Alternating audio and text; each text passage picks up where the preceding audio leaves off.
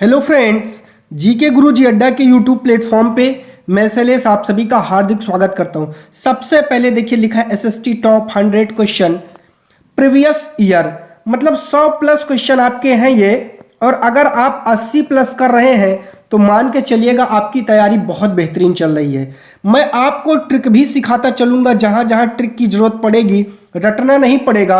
लेकिन प्यारे मित्रों, चैनल पर नए हैं तो सब्सक्राइब कर लें, वीडियो को लाइक और शेयर खूब कर दें, ठीक है। हम सब एक परिवार के सदस्य हैं और एक परिवार के सदस्य होने के नाते हमारा भी ये दायित्व बनता है, हम आपके लिए वीडियो लाते हैं तो आप भी उसी परिवार के एक सदस्य हैं, तो इस वीडियो को खूब शेयर करिए प्यारे मित्रों। तो हम लोग बिना विलंब किए हुए आइए, क्वेश्चन की सीरीज लंबी है, आपको ट्रिक भी बताना है और इसी के साथ हम लोग अपने इस क्वेश्चन को करते हैं और देखते हैं राइट जवाब क्या होगा। बक्सर के युद्ध के बाद कंपनी ने भारतीय रियासतों में रेजिडेंट तैनात कर दिया। इसके संदर्भ में कौन से कथन सही हैं? रेजिडेंट का मतलब क्या होता है अभी मैं आपको बताता हूं। ये कंपनी के राजनीतिक और व्यावसायिक प्रतिनिधि होते थे। एक तो ये मतलब हो गया और दूसरा ये वाला है, सही है। इनके माध्यम से कंपनी के अधिकारी भारतीय राज्यों के भीतरी मामलों में दखल देते थे। बाबू, भीतरी मामले का मतलब है जैसे राजा कौन बनेगा, मंत्री कौन बनेगा, आपको युद्ध लड़ना है कि नहीं लड़ना है, संधि करना है कि नहीं करना है, इन सब पर नियंत्रण इन रेजिडेंट के माध्यम से ब्रिटिश कंपनी करती थी। तो आपके कथन दोनों सही है, इसलिए आपका सी वाला राइट जवाब हो जाएगा। चलिए क्वेश्चन नंबर 2 पे चलते हैं। प्लीज अगर आप लोग चैनल पर नए हैं तो सब्सक्राइब कर लीजिएगा, वीडियो को खूब शेयर करिएगा। हम आपके लिए ऐसी मेहनत लगातार करते रहेंगे जब तक आपका एग्जाम रहेगा। आपको 60 में 60 दिलवाने का वादा है, जरूर पूरा करेंगे। चलिए क्वेश्चन नंबर 2, प्लासी के युद्ध में आपको कुछ कथन दिए गए हैं, इन पर विचार करना है और इसका जवाब देना है। जो प्लासी का युद्ध है, चलिए देखते हैं कि किन किन चीज़ों को इसमें हमें जानना है। कह रहा है सबसे पहली लाइन जो है आपके बारे में किसको बता रहा है, समझिए और इसका जवाब दीजिए। चलिए, कह रहा है कि इस युद्ध में रॉबर्ट क्लाइव ने सेना का नेतृत्व किया था। भैया तो बिल्कुल किया था, ठीक है, बिल्कुल किया था, इसमें कोई कहने की बात ही नहीं है। चलिए, अच्छा ये हुआ कब था ये भी जान लीजिएगा। अगर आप ना जानते हो तो ये भी जान लीजिएगा ये कब हुआ था, मैं आपको बता देता हूं। चलिए, सिराजुद्दौला के सेनापति मीर जाफर की टुकड़ियों ने इस युद्ध में हिस्सा नहीं लिया था। बिल्कुल दगाबाजी कर गया था, क्योंकि मीर जाफर जो है वो अंग्रेजों से मिल गया था। इस युद्ध के बाद सिराजुद्दौला को मार दिया गया और मीर जाफर को नवाब बना दिया गया। बिल्कुल सही है, ठीक है। इसको कुछ उपाधि मिली है, इसे क्लाइव का गधा कहा जाता है, इसे क्लाइव का गीदड़ भी कहा जाता है, याद रखिएगा। किसको? मीर जाफर को। तो अब आइए देखते हैं, हमारे तीनों के तीनों कथन सही हैं, तो इसका राइट जवाब डी वाला हो जाएगा बाबू। पहला, दूसरा और तीसरा इसका राइट जवाब हो जाएगा। चलिए, एक चीज आपको बता जा रहे थे, प्लासी का युद्ध कब हुआ था तो जान लीजिएगा। जो प्लासी का युद्ध है वो हुआ था 1757 में हुआ था। अब एक चीज और जानिएगा, इसका शुद्ध नाम बाबू क्या है? इसका शुद्ध नाम है पलासी। क्या है? पलासी। क्यों? क्योंकि यहां आपको क्या मिलता था? पलास के फूल अधिक मिलते हैं और इन पलास के फूलों का प्रयोग किसमें होता था? इसका प्रयोग होता था बाबू गुलाल बनाने में, ठीक है। तो इसको जो है पलासी कहा जाता था और ये तलब्बी वाला सा रहता है, ये भी ध्यान रखिएगा। आगे आपको ऐसे क्वेश्चन अभी मिलेंगे। चलिए अगला क्वेश्चन पढ़ते हैं। अंग्रेजों के जो गवर्नर के संदर्भ में कौन सा कथन आपका सही है, इसका आपका राइट जवाब देना है, ठीक है। चलिए क्वेश्चन नंबर 3 का राइट जवाब देखते हैं क्या होगा, बताइएगा। अब क्या कह रहा है समझिएगा, तीसरा, और जवाब दीजिएगा।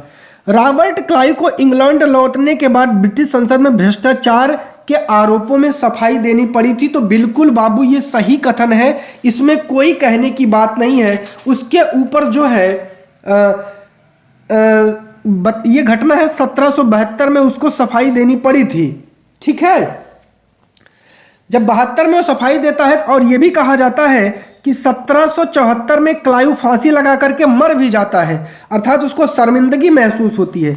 वॉरेन हेस्टिंग जब इंग्लैंड लौटा तो उसे ब्रिटिश संसद में महाभियोग पर मुकदमा चला, बिल्कुल चला। ठीक है, भारत में लॉर्ड हेस्टिंग के नेतृत्व में सर्वोच्चता की एक नई नीति शुरू की गई। तो तीसरा भी आपका बिल्कुल राइट जवाब है। तो क्या होगा बताइए, जो आपका तीसरा है, पहला, दूसरा और तीसरा आपका राइट जवाब हो जाएगा। चलिए क्वेश्चन नंबर 4 पे चलते हैं और देखते हैं राइट जवाब क्या होगा। डलहौजी की विलय नीति के संदर्भ में आपको कुछ कथनों पर विचार करना है और जवाब देना है। बताइएगा इसका राइट जवाब चौथे का क्या होगा। चलिए, इस नीति के अंतर्गत शासक जिसका कोई पुरुष वारिस नहीं है, उसकी मृत्यु के पश्चात उसकी रियासत के कंपनी भूभाग हिस्सा बन जाती थी। बिल्कुल सही है। इस सिद्धांत के आधार पर सबसे पहले अवध का विलय किया गया, ये गलत है। तो अर्थात आपका जो चौथा है उसमें पहला आपका सही है, तो इसलिए पहला ही राइट जवाब हो जाएगा। चलिए आगे चलते हैं क्वेश्चन नंबर 5 पे और देखते हैं 5 का राइट जवाब क्या होगा। कह रहा है, ईस्ट इंडिया कंपनी के संदर्भ में निम्नलिखित कथनों पर विचार कीजिए। कंपनी ने मुगल अफसरों को रिश्वत देकर कालीकाता गांव की जमींदारी खरीदी जो बाद में कलकत्ता बना। ठीक है, बिल्कुल सही है।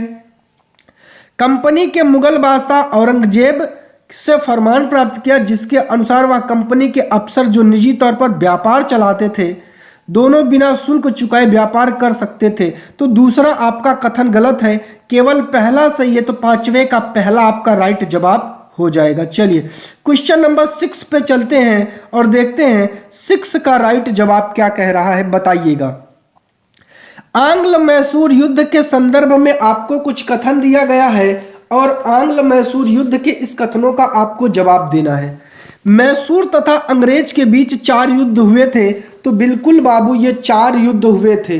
ठीक है, मैं आपको बता देता हूं, 67 से 69 के बीच में पहला हुआ था, 80 से 84 के बीच में दूसरा हुआ था, 90 से 92 के बीच में तीसरा हुआ था और 1799 में चौथा हुआ था। यहाँ 1700 सब में जोड़ लीजिएगा।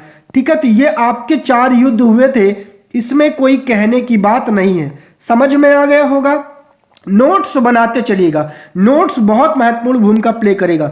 तीसरे आंग्ल मैसूर युद्ध में हुई संधि के अनुसार टीपू के 2 बेटों को अंग्रेजों ने बंधक के रूप में अपने पास रख लिया था। तो बिल्कुल ये भी आपका सही है, इसमें कोई कहने की बात नहीं है। चलिए आगे चलते हैं, देखते हैं क्या होता है। चौथे आंग्ल मैसूर युद्ध के बाद मैसूर का राजकाज पुराने वेडियार राजवंश के हाथों में सौंप दिया गया। तो बिल्कुल ये भी सही है। तो चौथा आपका राइट जवाब हो जाएगा बाबू। 6वें का आपका डी हो जाएगा। चलिए 7वें पे चलते हैं और देखते हैं राइट जवाब क्या होगा। निम्नलिखित में से कौन कित्तूर वर्तमान कर्नाटक में अंग्रेज विरोधी आंदोलन के नेतृत्व से संबंधित है? तो इसका राइट जवाब क्या होगा? रानी चेन्नम्मा और रायनम्मा दोनों ए और बी आपका 7 का सी वाला राइट जवाब होगा। चलिए 8वें पे चलते हैं। क्वेश्चन 8 देखते हैं, कूट वाला क्वेश्चन है और देखते हैं 8 का राइट जवाब क्या होगा। चलिए पहले क्वेश्चन को पढ़ते हैं हम, फिर कूट पे चलेंगे। क्वेश्चन को पढ़ते हैं बाबू। कह रहा है 17वीं शताब्दी के जो आपका प्रथमार्ध है आपको उसके संदर्भ में कुछ कथन दिया गया है। प्रथमार्ध का मतलब बाबू 17वीं शताब्दी का मतलब है 1600 लेकर के 1700 के बीच का समय, मतलब 1600 से 1625 या 30 के आसपास का टाइम पीरियड, इसी की बात कर रहा है ये। ठीक है, ईस्ट इंडिया कंपनी को पूरब से व्यापार करने का एकाधिकार मिला था। बिल्कुल मिला था, 1600 में मिला था, दिसंबर 1600 में। तो ठीक है, भारत के बने बारीक सूती कपड़े और रेशम के कपड़े यूरोप के बाजारों में बहुत अधिक मांग थी। बिल्कुल सही है। इस समय तक पुर्तगाली भारत के पश्चिमी तट पर अपनी उपस्थिति दर्ज करा चुके थे।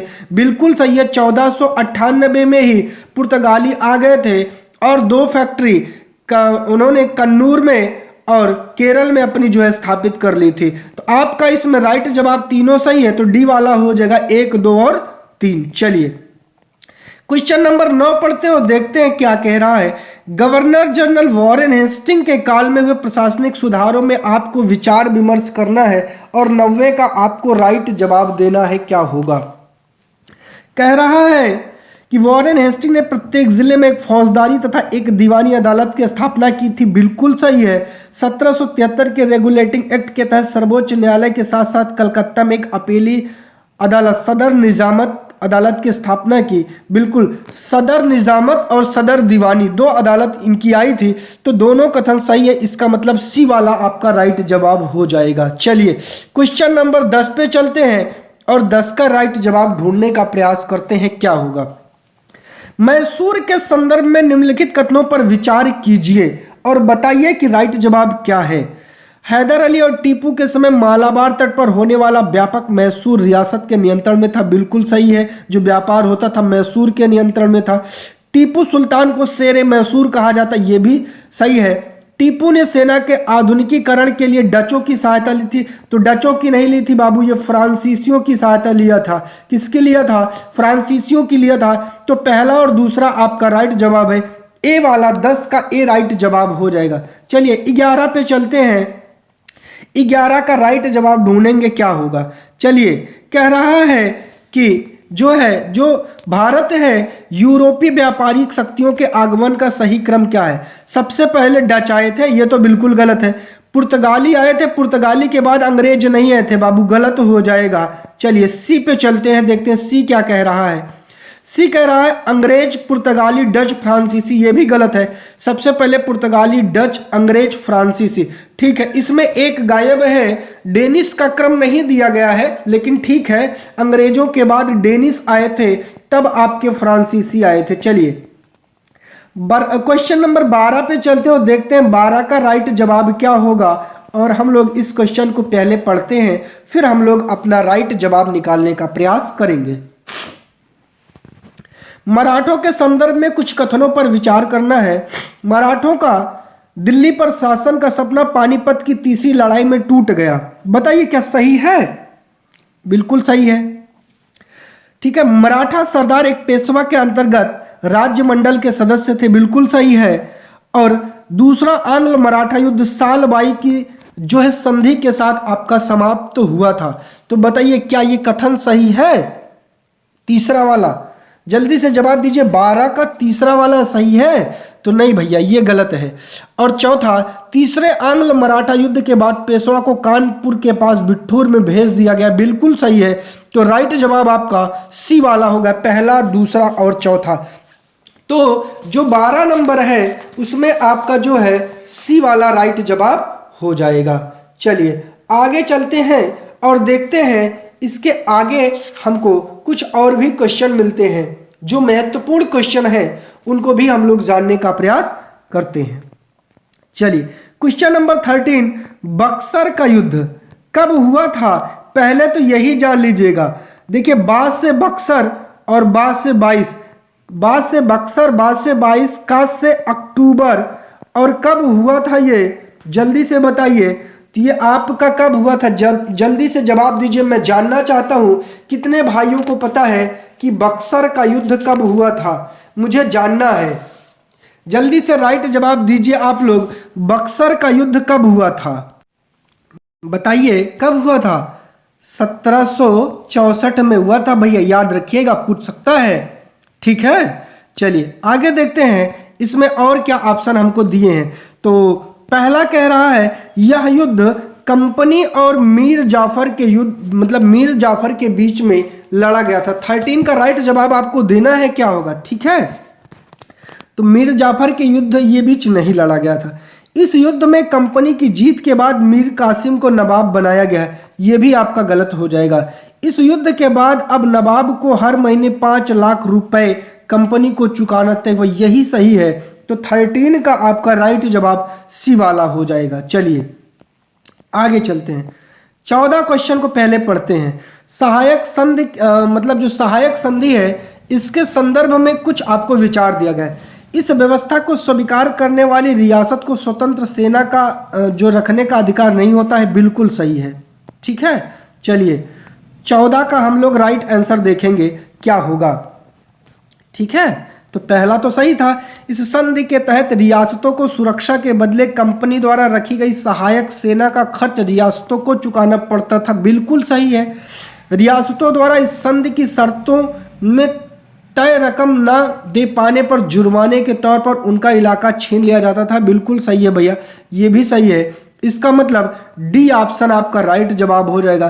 पहला, दूसरा और तीसरा आपका राइट जवाब हो जाएगा। ठीक है, चलिए 15 पे चलते हो, देखते हैं 15 का राइट जवाब क्या होगा। ईस्ट इंडिया कंपनी और बंगाल के नवाबों के मध्य युद्ध के कारणों के संदर्भ में आपको कुछ कथन दिया गया है जिन पर चर्चा करना है।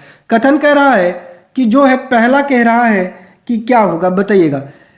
नवाबों ने कंपनी से व्यापार के अधिकार के बदले नजराने की मांग की थी।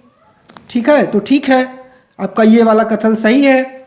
आगे कह रहा है कि नवाबों ने कंपनी को सिक्को ढालने का अधिकार तो दिया परंतु कंपनी की किलेबंदी को रोक दिया, ये गलत है। तो केवल पहला आपका राइट जवाब होगा। 16 पर 16 का आपको राइट जवाब देना है, क्या होगा भैया? 16 का राइट जवाब आपको देना है। पहले क्वेश्चन पढ़ते, कूट वाला है, ध्यान से क्वेश्चन को पढ़ना है क्योंकि कूट वाले में समस्या होती है बाबू। कह रहा है कंपनी ने एक लंबी लड़ाई के बाद अफगानिस्तान पर अपना प्रत्यक्ष नियंत्रण स्थापित किया। अब कारण है कंपनी को भय था कि रूस उत्तर पश्चिमी हिस्से से भारत को अपने प्रभाव में ले सकता है। तो बताइए इसका राइट जवाब क्या होगा? 16 का क्या होगा?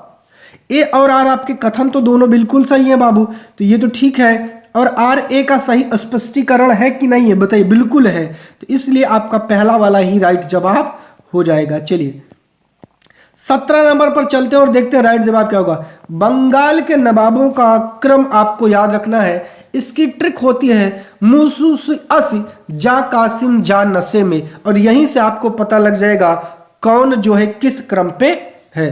तो सबसे पहले अलीवर्दी खां आएगा नहीं, सबसे पहले बाबू नवाब मुर्शीद कुली खां ही बनता है, तो सिराजुद्दौला भी कट जाएगा, मुर्शीद कुली खां। अब दो ऑप्शन मिला, दोनों में छांटते हैं। इसके बाद कौन आता है? मुर्शीद कुली खां के बाद सिराजुद्दौला आएगा, बताइए। मुर्शीद कुली खां के बाद कौन आएगा? सिराजुद्दौला आएगा। अब बी और सी में ऑप्शन में थोड़ा दिक्कत हो गई क्योंकि ऑप्शन एक जैसे ही रख दिए गए हैं। मैं आपको राइट जवाब बता देता हूं, लेकिन पहले आप लोग बताइए तो क्या होगा?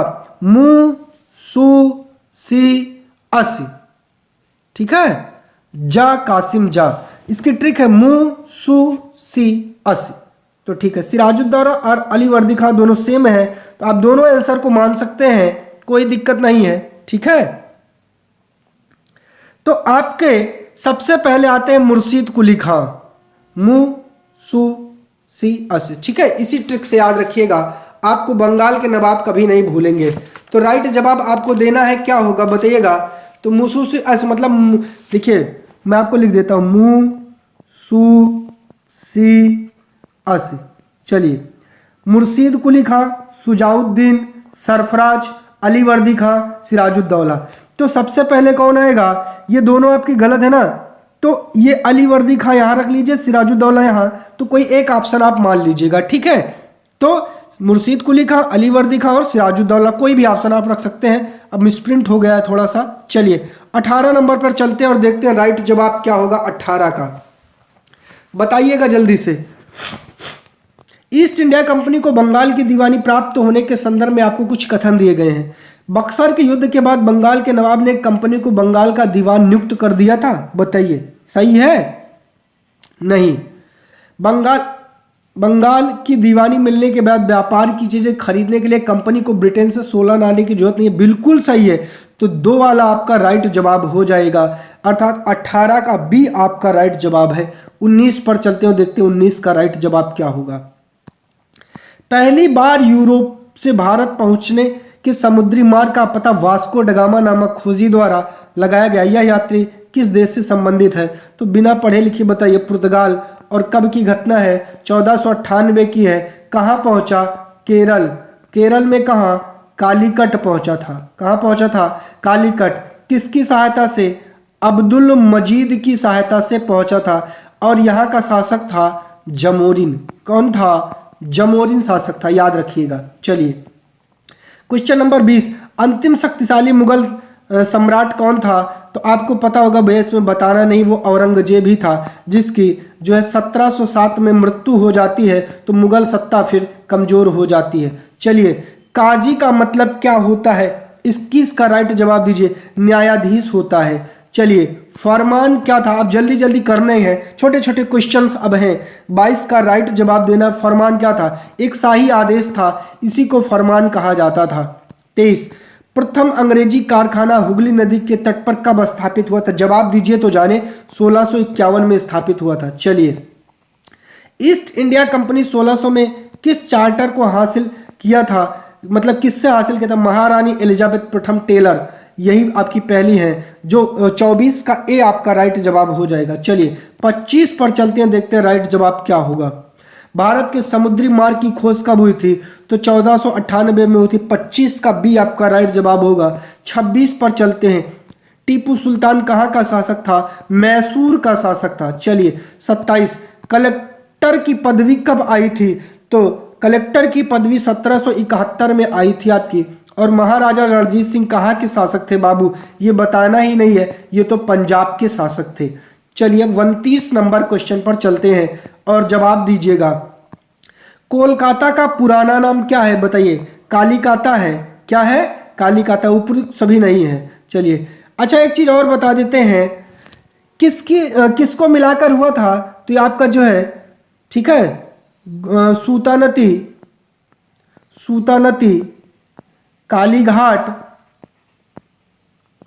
और गोविंदपुर, इन्हीं को मिलाकर के आपकी कलकत्ता की जो है स्थापना हुई थी। चलिए, नवाब मुर्शीद कुली खां कहाँ के नवाब थे, बताइए। मुर्शीद कुली खां ये कहाँ का नवाब था, बहुत आसान सा है भैया, ये बंगाल का नवाब था। कहाँ का था, बंगाल का था। चलिए, मुर्शीद कुली खां के बारे में कुछ चीज़ें आपको और बता देते हैं, जानते रहिएगा। ये बंगाल का नवाब था। उससे पहले ये जो है, मैं आपको मुर्शीद कुली खां के बारे में बताता हूँ, इसका और नाम क्या है, इसे मोहम्मद हादी भी कहते हैं। क्या कहते हैं, मोहम्मद हादी। ये एक भू राजस्व विशेषज्ञ था। क्या था, भू राजस्व विशेषज्ञ था। और दक्षिण भारत में इसने औरंगजेब की सहायता भी किया था भू राजस्व वसूलने में। ठीक है, चलिए, पलाश के फूलों को क्या बनाया जाता है बाबू, गुलाल बनाया जाता था। मैंने अभी आपको ऊपर बहुत डिटेल में इसके बारे में बताया था। पंजाब कब अंग्रेजी राज में मिला लिया गया था, बताइए। 32 का राइट जवाब दीजिए, कब मिलाया गया था, तो 1849 ईस्वी में मिला लिया गया था। चलिए, अलीवर्दी खां की मृत्यु के बाद नवाब कौन बना था, बताइए। अलीवर्दी खां के बाद जो नवाब बना वो कौन बना, मुर्शीद कुली खां दित्ती ये तो नहीं बना था। अलाउद्दीन खिलजी बिल्कुल नहीं बनेंगे। ठीक है, 33 का राइट जवाब देना है। तो मेरी ट्रिक याद करिए, मूसूसी असी, असी का मतलब, आ का मतलब अलीवर्दी, सी का मतलब सिराज, सिराजुद्दौला। 33 का सी राइट जवाब हो जाएगा। सिराजुद्दौला नवाब कब बने थे, तो 1700 कब बने थे, बताइए, जल्दी से जवाब दीजिए। 34 का राइट जवाब क्या होगा, 1756 में, क्योंकि 1757 में इन्हीं के समय ही क्या हुआ था, प्लासी का युद्ध हुआ था। बैटल ऑफ प्लासी इन्हीं के समय में हुआ था। चलिए, 35, कंपनी को बिना शुल्क चुकाए व्यापार की अनुमति किसने दी थी, बताइए। कौन था वो जिसने कहा था भैया बिना आप कर चुकाए ही व्यापार कर सकते हैं, तो 35 का राइट जवाब होगा औरंगजेब ने। औरंगजेब ने कहा था, बताइए। 35 का राइट जवाब दीजिए, तो ठीक है, औरंगजेब ही होगा। चलिए, 36, नवाब सिराजुद्दौला, ये सिराजुद्दौला है। ठीक है, मुख्य कारण क्या था, सेना का कम होना नहीं, मीर जाफर की कदारी, मतलब कदारी कहिए या गद्दारी कहिए, गद्दारी। ठीक है, बी वाला आपका सही जवाब हो जाएगा 36 का। 37, मुर्शीद कुली खां के बाद बंगाल के नवाब कौन बने, सुजाउद्दीन बनते हैं। कौन बनता है, सुजाउद्दीन। अब सुजाउद्दीन ऑप्शन में तो है नहीं है, मूसूसी, तो कौन बनेगा भैया बताइए, मूसूसी। जल्दी से जवाब दीजिए। 37 का राइट जवाब क्या होगा, अलीवर्दी खां हो जाएगा। ठीक है, इसके बाद सिराजुद्दौला आते हैं। प्लासी का असली नाम क्या है, तो ये वाला प्लासी गलत है बाबू, ये तलब्बी शाह रहता है, याद रखिएगा, यही आपका सही होगा, बी वाला। 39 पर चलते हैं। प्लासी का मतलब क्या है? पलास के फूल, ठीक है, और इससे क्या बनाया जाता है? गुलाल बनाया जाता है। क्या बनाया जाता है? गुलाल बनाया जाता है। चलिए, अलीवर्दी खां की मृत्यु कब हुई थी? चलिए, अलीवर्दी खां के बारे में एक चीज बता देता हूं। इन्होंने यूरोपियों को क्या कहा था? यूरोपियों की तुलना मधुमक्खी से की थी। किससे की थी? मधुमक्खी से किया था, ठीक है। इनके 3 बेटी ही थी, इनके बेटा नहीं था, ठीक है। चलिए, और इनकी मृत्यु के बारे में पूछ रहा है, तो बताइए भैया कब हुई थी? 1756 में इनकी मृत्यु हो गई थी। चलिए, इनकी तीसरी बेटी से सिराजुद्दौला उत्पन्न हुआ था, जो आगे चल करके क्या बनता है? नवाब। उसकी शादी बिहार में हुई थी। चलिए, 41 में पलाश के फूलों का रंग कैसा होता है बाबू? बताइए। 41 का राइट जवाब लाल होता है। चलिए, 42 1757 में अंग्रेजी शासक कौन था भैया? रॉबर्ट क्लाइव था। 42 में तो कुछ बताना ही नहीं है। 43 पे चलते हैं, देखते हैं गुलाल का उपयोग किस त्योहार में किया जाता है? अब इसको क्या बताना है मुझे? होली पर किया जाता है, ये तो आपको पता होना चाहिए। 44 सिराजुद्दौला की मृत्यु के बाद नवाब कौन बना था? मूसूसी आसी जा मीर जाफर बना था ना, यही तो धोखा दिया था, तो मीर जाफर बना था। 45 बक्सर की लड़ाई कब हुई थी? इसमें मुझे क्या बताना है? जो बक्सर है, बक्सर, इसकी ट्रिक याद रखिएगा। 22 से 22, का से अक्टूबर और 1764। बी वाला आपका राइट जवाब हो जाएगा। चलिए, ठीक है। 45 का क्या हो जाएगा? बी। 46 पर चलते हैं। विलय की नीति किसने चलाई थी भैया? लॉर्ड डलहौजी ने चलाई थी। कौन चलाई थी? लॉर्ड डलहौजी ने चलाई थी। चलिए, 47 कह रहा है जब रॉबर्ट क्लाइव भारत आया था तब उसकी उम्र कितनी थी? जल्दी से बताइए भैया। 47 का राइट जवाब दीजिए। कितनी उम्र का था वो? 18 साल का था। चलिए, कित्तूर किसके इलाके पर कब्जे का विरोध किसने किया था? जो कित्तूर है, तो रानी चेन्नम्मा हो जाएगा आपका, रानी चेन्नम्मा। चलिए, भारत के लिए समुद्री मार्ग की खोज किसने की थी बाबू? बताइए। कोलंबस ने तो अमेरिका को खोजा था, तो ये तो नहीं होगा, ठीक है। तो क्या होगा? आइए देखते हैं। वास्को डगामा होगा। कौन सा होगा? Vasco da Gama. कुक ने तो ऑस्ट्रेलिया का खोजा था, ये भी याद रखिएगा, ठीक है, पूछ सकता है। चलिए, रॉबर्ट क्लाइव ने आत्महत्या कब की थी? अभी मैं ऊपर आपको बताया था, कब किया था बताइए। 50 का राइट जवाब दीजिए। तो 1774 में किया था। 51 हरियाणा का क्षेत्र पंजाब में कब मिला लिया गया था? तो ये आपका 1858 में मिला लिया गया था। बी वाला आपका राइट जवाब होगा। मैसूर और अंग्रेजों में कौन से 2 युद्ध हुए हैं? संधियां है, पहला है और दूसरा है। 90 से 92 हुआ है, बताइए। 52 का राइट जवाब दीजिए। तो 90 से 92 भी हुआ है और 99 में भी, इसका डी वाला आपका राइट जवाब हो जाएगा। चलिए, 53 प्लासी का युद्ध किसके बीच लड़ा गया था? बताइए। सिराजुद्दौला और ईस्ट इंडिया कंपनी, बताइए। तो पहला वाला ही आपका राइट जवाब हो जाएगा भैया। सिराजुद्दौला और ईस्ट इंडिया कंपनी के बीच लड़ा गया था। चलिए, 54 सहायक संधि कब और किसने चलाई? बताइए। डलहौजी ने ही चलाई थी भैया, बताइए कौन चलाया था? 54 का राइट जवाब दीजिए। डलहौजी चलाया था? नहीं, रिचर्ड वेलेजली ने 1801 में आपका राइट जवाब हो जाएगा। चलिए, टीपू सुल्तान की मृत्यु कब हुई थी? जवाब दीजिए। 55 का राइट जवाब दीजिए। 4 मई 1799 को टीपू की मृत्यु हो गई थी और इसी में आपका लास्ट चतुर्थ आंग्ल मैसूर युद्ध हुआ था आपका, ठीक है। चलिए, बक्सर की लड़ाई में कौन हारा था बाबू? तो बक्सर की लड़ाई में कौन हार गया था? जवाब दीजिए जल्दी से। बक्सर की लड़ाई में कौन हारा था? मीर कासिम आपका हार गया था। चलिए, 57 सर्वोच्चता की नीति किसने शुरू की थी? जो सर्वोच्चता की नीति है, शुरू करने वाला कौन है? डलहौजी नहीं है, वेलेजली नहीं है, रिपन भी नहीं है। अगला ऑप्शन देखते हैं क्या दिया है। वॉरेन हेस्टिंग्स, बिल्कुल सही, राइट जवाब डी हो जाएगा। चलिए, 58 पर चलते हैं। मद्रास के जहाज़ों से सामान लाते समय स्थानीय जहाज़ों का चित्र किसने बनाया था? 58 का राइट जवाब दीजिए हमें। कौन बनाया था? William Simpson. 58 का ए राइट जवाब हो जाएगा। और 59 महाराजा रणजीत सिंह की मृत्यु कब हुई थी? तो बताइए भैया कब हुई थी? 1839 ईस्वी में हुई थी। चलिए 60 का राइट जवाब दीजिए। सर्वोच्च अदालत की स्थापना कब हुई थी?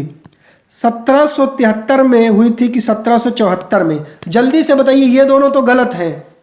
बताइए, ये तो सबको पता होना चाहिए ना।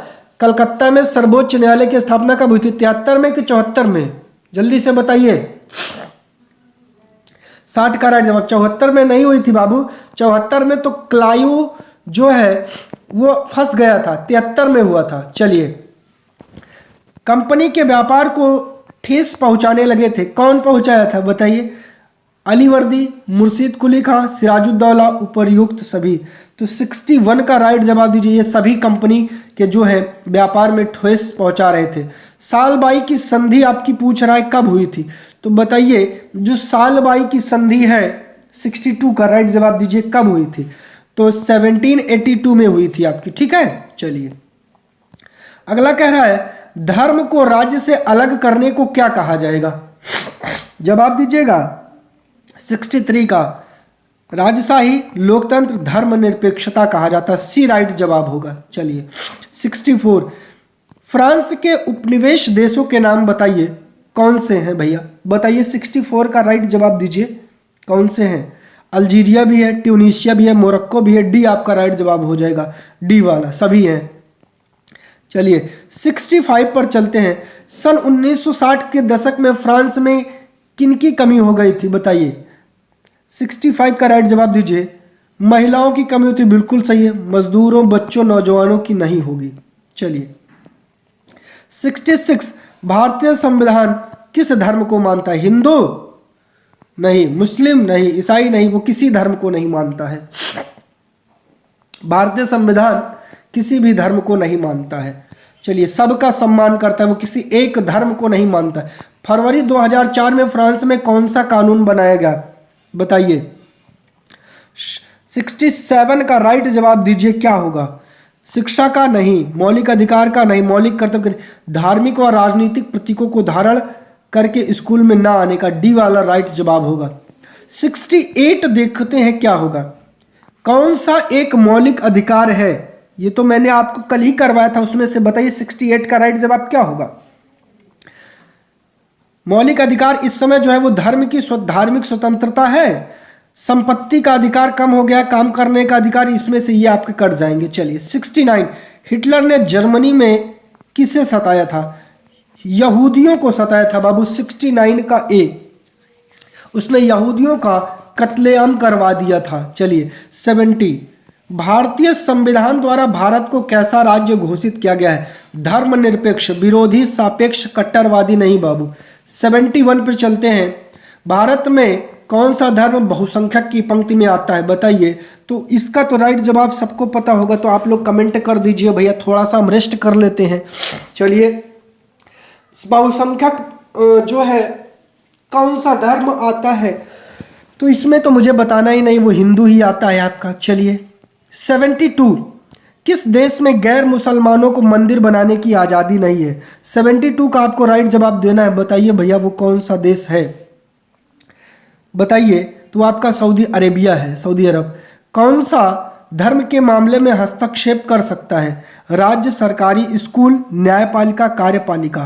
कौन करेगा धर्म के मामले में हस्तक्षेप? 73 का राइट जवाब दीजिए। तो राज्य कर सकता है भैया। चलिए, हमारे राष्ट्रीय पर्व कौन से हैं? तो बाबू बताइए राष्ट्रीय पर्व आपका कौन सा है? 26 जनवरी, 15 अगस्त, 2 अक्टूबर, सभी हैं। तो डी वाला आपका राइट जवाब हो जाएगा। चलिए 75 कौन सा देश धर्मनिरपेक्ष देश है? बताइए, धर्मनिरपेक्षता की बात कर रही है तो इसमें बताना ही नहीं है, भारत आपका राइट जवाब हो जाएगा। भारत सरकार धार्मिक मामलों में हस्तक्षेप कर सकती है, हाँ या नहीं बताइए? जवाब दीजिए। 76 का राइट जवाब क्या होगा? हाँ, कर सकती है, जब उसको जरूरत लगेगा तब। चलिए 76 के बाद 77 संविधान द्वारा दिए गए अधिकारों को क्या कहा जाता है? सामाजिक, सरकारी, अर्थशास्त्र नहीं बाबू, मौलिक अधिकार है, फंडामेंटल राइट है। भारत में सभी नागरिकों को अपने धर्म पालन करने की अनुमति देता है कौन? विधायिका देगा? नहीं, विधायिका क्या देगा अनुमति? वो हमारा भारतीय संविधान देता है। कौन देता है? भारतीय संविधान। ठीक है, 78 का आपका डी हो जाएगा। 79 पर चलते हैं और देखते हैं राइट जवाब क्या होगा। फरवरी 2004 में फ्रांस में किस प्रकार का कानून बनाया गया? कोई भी विद्यार्थी इस्लामिक बुर्का डालकर स्कूल नहीं आएगा, बिल्कुल सही है। यहूदी टोपी नहीं डालेगा, ये भी सही है।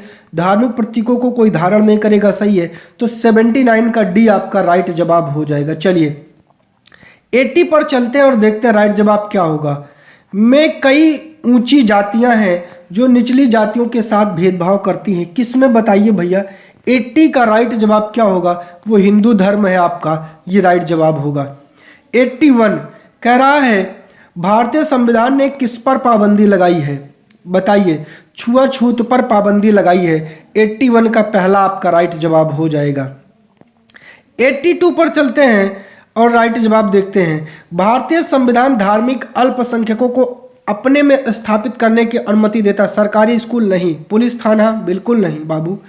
चलिए, वो न्यायालय भी नहीं धारण, शिक्षण संस्थान धारण करने की अनुमति देता है।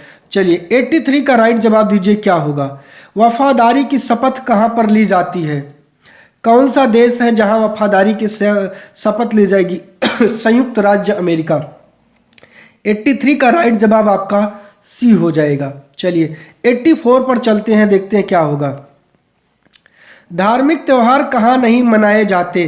तो वो आपके स्कूलों में नहीं मनाए जाते। चलिए, भारतीय संविधान ने किस अनुच्छेद में अस्पृश्यता को समाप्त किया है? बताइए 85 का राइट जवाब दीजिए। किसमें? अनुच्छेद 17 में अस्पृश्यता को वो समाप्त किया है। भारत में धर्मनिरपेक्षता क्या है? बताइए 86 का राइट जवाब दीजिए क्या है? एक धार्मिक समुदाय दूसरे धार्मिक समुदाय को न दबाए, बिल्कुल सही है। कुछ लोग अपने धर्म के अन्य लोगों को न दबाएं, बिल्कुल सही है। राज्य लोगों की धार्मिक स्वतंत्रता को नहीं छीनेगा, सही है। तो डी वाला ऑप्शन राइट हो जाएगा। 87 अमेरिका की वफादारी शपथ शब्द में क्या आते हैं? ईश्वर की छत्र छाया। 87 का आपका क्या होगा? तो 87 का ए आपका राइट जवाब हो जाएगा। चलिए 88 पर चलते हैं। धर्म को राज्य से अलग रखने की अवधारणा को क्या कहते हैं? धर्म सापेक्षता कहते हैं कि क्या कहा जाता है? बताइए 88 का राइट जवाब दीजिए। धर्म निरपेक्षता कहा जाता है। चलिए 89 इजराइल एक बहुमत वाला राज्य है, ठीक है। इसका राइट जवाब क्या होगा? तो यहूदियों की संख्या इजराइल में सबसे ज्यादा। सऊदी अरब में सार्वजनिक रूप से अपने धर्म का पालन नहीं कर सकते कौन? बताइए कौन है भैया? गैर मुस्लिम, वो चाहे जो हो। चलिए 91 विश्व वन दिवस कब मनाया जाता है? जवाब दीजिए 21 मार्च को। मृदा के निम्नीकरण में सहायक कौन से कारक हैं? तो 92 का राइट जवाब क्या होगा भैया? वनोन्मूलन, अतिवारण, रासायनिक उर्वरक। डी 92 का डी हो जाएगा। 93 झारखंड में कितने प्रतिशत भूमि पर वन फैला है? बताइए 93 का राइट जवाब दीजिए। 29% भाग पर आपका फैला है। अलवण जल कितने प्रतिशत है? 94 का राइट जवाब दीजिए। अलवण जल कितने प्रतिशत भाग पर है? 94 क्या होगा? बी वाला आपका राइट जवाब हो जाएगा 2.7। रेगर मृदा किसे कहते हैं? जवाब दीजिए। रेगर मृदा आपसे पूछ रहा है, कौन सी मृदा है? 95 काली मिट्टी को ही रेगर मृदा कहते हैं। बी वाला राइट जवाब होगा। 96 बैतला राष्ट्रीय उद्यान झारखंड का एकमात्र राष्ट्रीय उद्यान है, किस जिले में स्थित है? बताइए 96 का राइट जवाब तो वो है लातेहार में। किस जिले में है? लातेहार में है। 97 पर चलते हैं। नवीकरणीय प्राकृतिक संसाधन कौन सा है भैया? बताइए 97 का राइट जवाब दीजिए। जल भी है, वायु भी है, सौर ऊर्जा भी है। डी हो जाएगा, सभी के सभी हैं बाबू।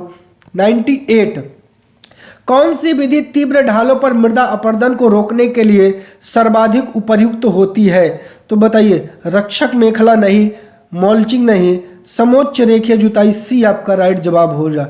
99 पर चलते हैं। लवणीय जल कहाँ पर है? 99 का राइट जवाब क्या होगा? नदी, नलकूप, महासागर। किसमें है भैया लवणीय जल? बताइए किसमें है? तो लवणीय जल कहाँ पर है? लवणीय जल नदियों में है? नहीं है। नलकूपों में नहीं, महासागरों में है। कहाँ है? महासागरों में है। चलिए, लेकिन एक मिनट, यहाँ भैया कभी कभी कुछ नदियों में और कुछ नलकूपों में भी मिल जाता है लवणीय जल, तो हम यहाँ उपर्युक्त सभी भी लगा सकते हैं। ठीक है, दो ऑप्शन पर आप जो है अपना देख सकते हैं। चलिए 100 पर चलते हैं। मृदा निर्माण के कारक क्या है? बताइए क्या है बाबू मृदा निर्माण के कारक? वायुदाब, जलवायु, चंद्रमा का गुरुत्व, कोई नहीं। तो ये जलवायु होगा। मृदा निर्माण में जलवायु का प्रमुख कारण होता है। झारखंड में कितने प्रतिशत भूमि पर कृषि होती है? बताइए। 23% भाग पर आपकी वहां कृषि की जाती है। 102, सभी जीवित जातियां जीवित रहने के लिए एक दूसरे पर निर्भर रहती हैं। इस जीवन आधारित तंत्र को क्या कहा जाएगा? तो आपका पारितंत्र कहलाता है। बी राइट जवाब होगा। 103, मृदा संरक्षण की कौन सी विधियां हैं? बताइए। मृदा संरक्षण की विधि आपसे पूछ रहा है तो क्या होगा? मल्ल बनाना भी है, वेदिका बनाना भी है, समुच्च रेखीय द्वारा भी। डी वाला हो जाएगा, उपर्युक्त सभी है। चलिए, कपास की खेती के लिए भैया इसकी ट्रिक है का से कपास, का से काली। तो 104 का ए राइट जवाब होगा, काली मिट्टी। और 105, भूमि का उपयोग द्वारा निर्धारित किया जाता है तो क्या होगा? स्थलाकृति जनसंख्या प्रौद्योगिकी। डी, डी आपका राइट जवाब हो जाएगा बाबू, सभी के द्वारा। हमने आपको 105 क्वेश्चन करवाए हैं। आप लोग कमेंट करिएगा कितने क्वेश्चन आपके सही हुए हैं। प्यारे साथियों, चैनल पर नए हैं तो चैनल को सब्सक्राइब करिएगा, वीडियो को खूब शेयर करिएगा। इस प्रकार की डेली वीडियो मैं आपके लिए लाता रहूँगा। आप सभी का चैनल पर जुड़ने के लिए बहुत बहुत धन्यवाद।